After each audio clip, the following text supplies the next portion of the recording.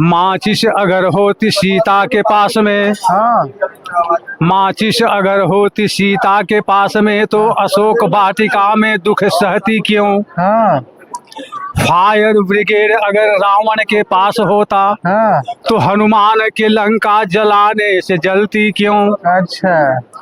वायुवान अगर होती शीतला के पास में, तो गधे की वाहन बनाती क्यों। हाँ।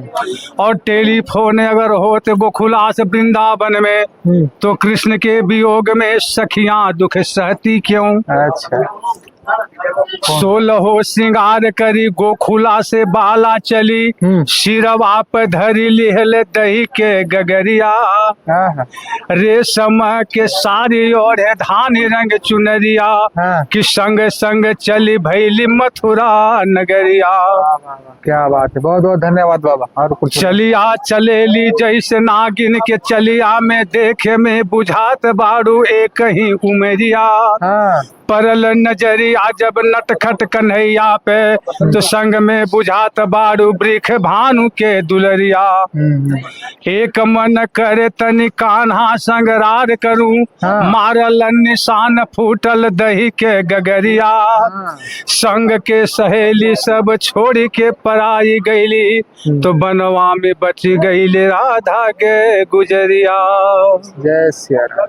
तो श्रीमन नारायण नारायण नारायण, श्रीमन नारायण नारायण नारायण, गुरुवर नारायण नारायण नारायण, यतिवर नारायण नारायण नारायण। प्रेम से बोले श्री लक्ष्मी नारायण भगवान की जय, वृंदावन बिहारी लाल की जय। नमस्कार दोस्तों, मैं श्री कुमार, आप देख रहे हैं आज अभी हम जहानाबाद के रसलपुर गांव में है। ये कौन पंचायत पड़ता है? सिकरिया पंचायत पड़ता है। यहाँ पे 7 दिनों का कथा चल रहा था, आज अंतिम दिन है। अभी हमारे साथ स्वामी जी हैं, कुछ बात करते हैं। राम राम बाबा। क्या बोलना चाहेंगे बाबा, आपको यहाँ कथा कहने का अवसर मिला, क्या बोलना? अब कथा के ऊपर क्या बोलना है। सर्वप्रथम तो आपके दर्शकों को बहुत बहुत सुप्रभात, जय श्रीमन नारायण। कथा के ऊपर बोला नहीं जाता है, कथा अनुभव करने का बस प्रक्रिया है।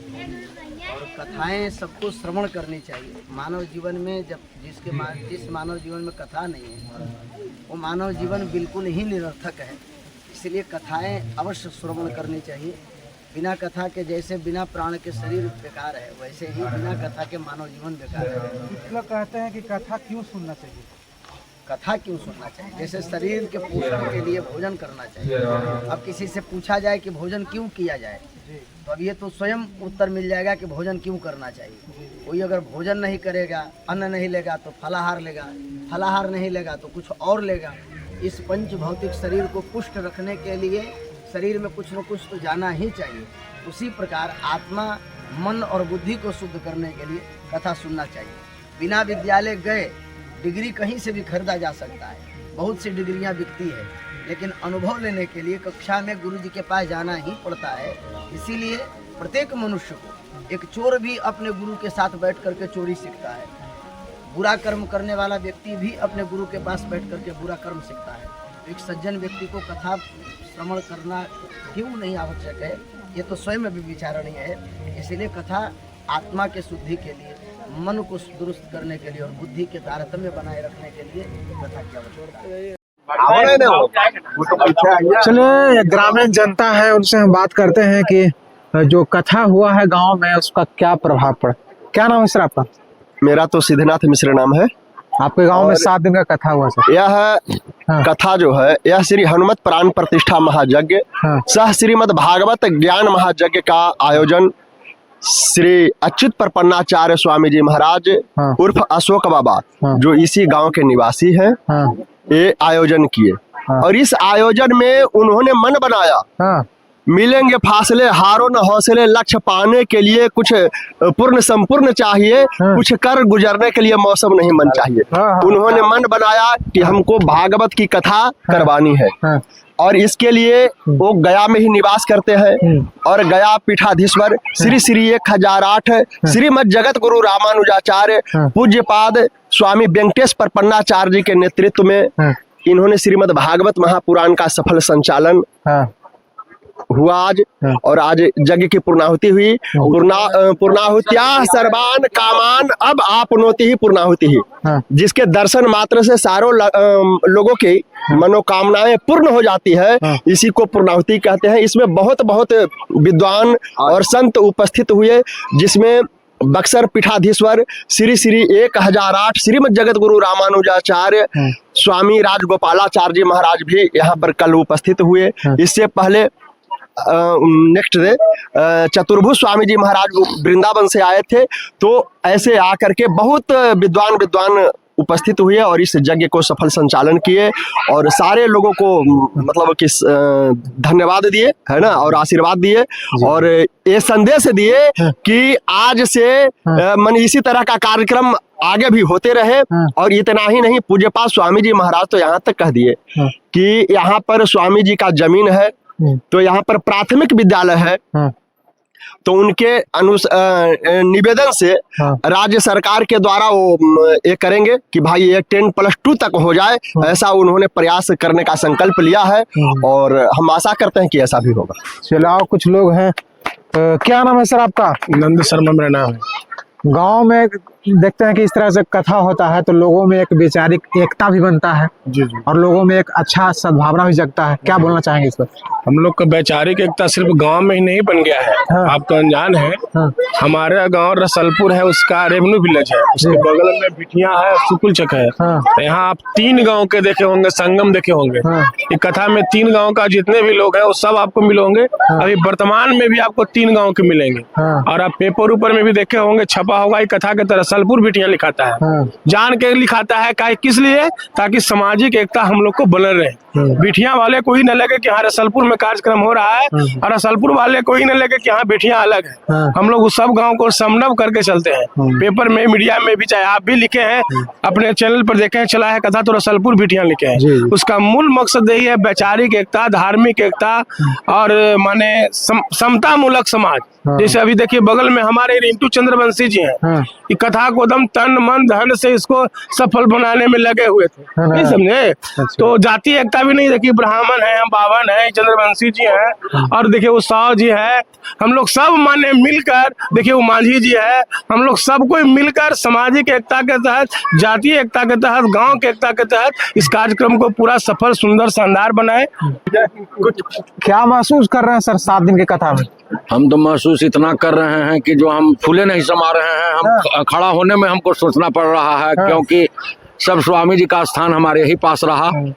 तो ये चलते और लग रहा है कि भगवान हमारे यहाँ आ गए हैं। हमारा समाज, व्यवहार, परिवार सब जाति के लोग हैं, जिसमें कोई ऐसा जाति नहीं है कि जो हम लोग से दूर है, हम उन लोग से दूर हैं। पे परिक्रमा कर रहे हैं, आइए इधर।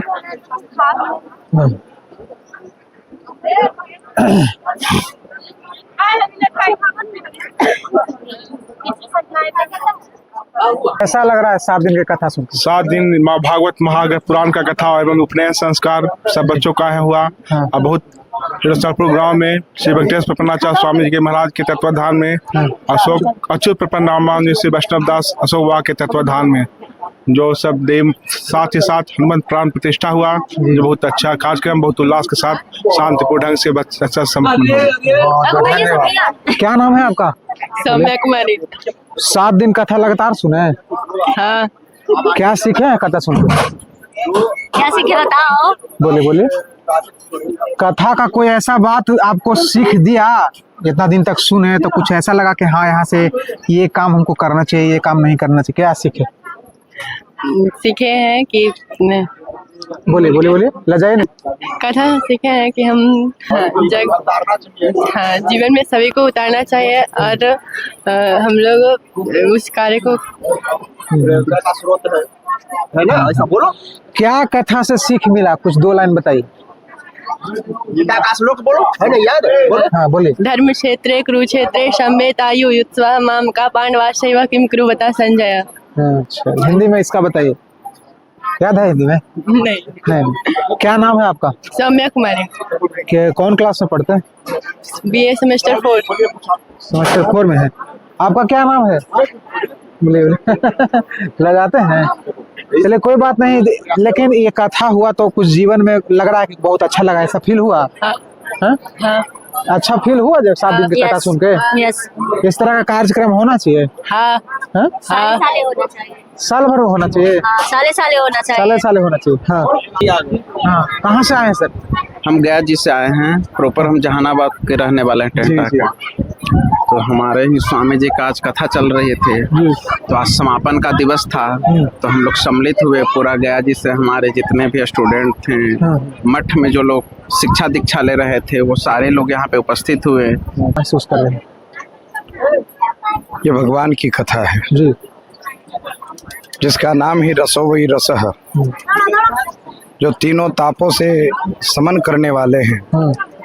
और उन्हीं के वांग्मय लीला, श्री कृष्ण भगवान के वांग्मय लीला का जहाँ बखान होता है वो अपने आप में ही पूर्ण है, तो उसमें अनुभव और उसके बारे में क्या कहा जा सकता है। हाँ, आप कहाँ से आए? हम तो ऐसे अपने महाविद्यालय से आए हैं, जो स्वामी जी उस महाविद्यालय के सचिव हैं, जिसका नाम स्वामी राघवेंद्राचार्य आयुर्वेद महाविद्यालय एवं चिकित्सालय है। ऐसे हम प्रॉपर रहने वाले पूर्वी चंपारण जिले के हैं। यहाँ पे स्वामी जी की कथा हो रहा था, तो हम उससे प्रेरित होकर के सुने तो यहाँ आए, और इसके साथ साथ हमारे महाविद्यालय के बहुत सारे बच्चे आए हुए हैं। चलिए बहुत बहुत धन्यवाद। आपका कहाँ घर है? हम रामानुज मठ से आए हैं। कहाँ से? श्री रामानुजाचार्य मठ से आए हैं गया जी।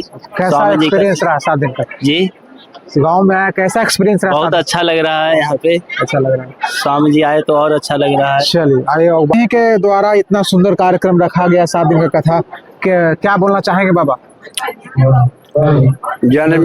जन्मभूमि स्वर्गादपि गरीयस, जहाँ जन्म होता है उस मिट्टी का ऋण रहता है।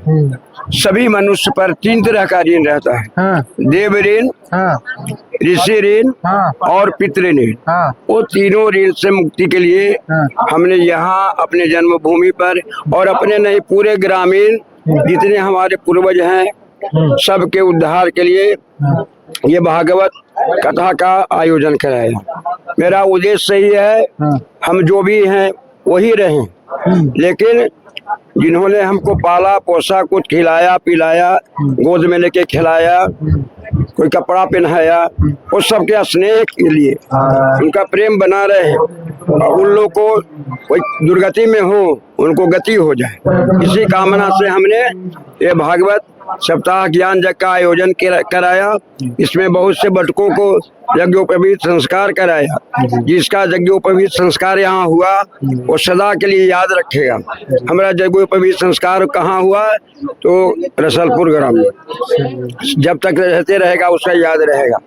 दूसरा रहा, यहाँ के जितने हमारे भाई बंधु, भाई भतीजा, जो भी रिश्ता नाता तो भैया सबका होता है, मरने के बाद भी वो रहता ही है। कहवे करता कि फलाने हमारे भाई लगते, मर गए बाकी भाई लगते थे, कोई कहेगा चचा लगते हैं, ये तो रिश्ता नाता चलते रहता है। हम तीनों कार्य को एक साथ में संपन्न किया। गुरु जी में हमारे दिखे रहे थे, हमारे गुरु गद्दी को सुशोभित करने के लिए आए, तो देखन में छोटा न लगे, घाव करे गंभीर। जनकपुर में भगवान राम जब धनुष यज्ञ में गए तो लोग बड़े बड़े नेता योद्धा लोग थक गए। जनक जी को बड़ा संताप हुआ, बड़ा ग्लानि हुआ। ऐसा जानते कि वीर विहीन ये संसार है, धरती वीर से विहीन है, तो हम नाव का हंसी नहीं कराता। अपने बेटी को स्वयंवर करा करके लखन जी शेषा अवतार वहीं पर थे, बेगर आदेश के उठे और लक्ष्मण जी ने कहा जनक यह अनुचित वाणी विद्यमान रघुकुल मन जाने।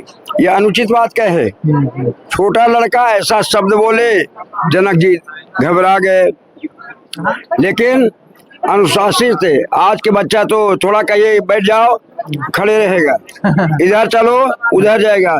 लेकिन जैसे भगवान ने, राम ने लक्ष्मण जी को इशारा दिया, बहुत बम के लक्ष्मण जी ने कंदू की ब्रह्मांड उठावो, ये धनुष जैसे गेंदा को उठा के और फेंक देता है, उसे ब्रह्मांड को उठा के फेंक देंगे। भगवान राम ने आंख से इशारा किया, बैठ गए।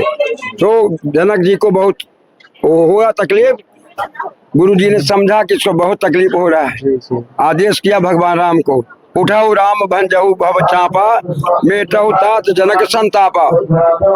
गुरु जी का आदेश पा करके भगवान गए और लेत चढ़ावत खेचत गए, कोई दिखा नहीं कब पहुंच गए और कब चढ़ा दिए, कब धनुष टूट गया। प्रेम से बोलिए भगवान भगवान रामचंद्र भगवान की जय। तो इसी कामना से ऋषि देवरी अपने जन्म में हमने ये भगवती जी का, शंकर जी का ये सब अधूरा पधूरा, और एक हमारे गांव में मामा जी हैं, तो देखे कि देवरीन भी खत्म हो जाए। खत्म का होगा, उन लोग का कृपा, अपना ऐसा हम कामना की, अपना कामना किया, ये लोग हमको उस ऋण से भी छुड़ा दे, अपने पूर्वजों का ऋण, जितने ग्रामीण सब हैं सभी के ऋणों से उद्धार के लिए। चलिए बहुत बहुत धन्यवाद।